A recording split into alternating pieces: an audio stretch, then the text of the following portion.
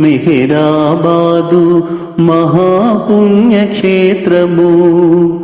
మెహరు ప్రియులు ప్రియతముని గాంచు దివ్యధామము. మెహరాబాదు మహాపుణ్యక్షేత్రము, మహాపుణ్యక్షేత్రము.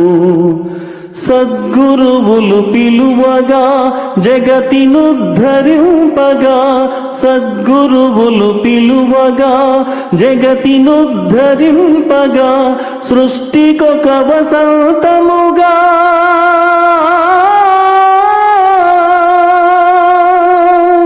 సృష్టికొక వసంతముగా, ప్రభువులకు ప్రభువుగా సనాతనుడు సంచరించి సహవాసములిచ్చెయిచట. మెహరాబాదు మహాపుణ్యక్షేత్రము, మహాపు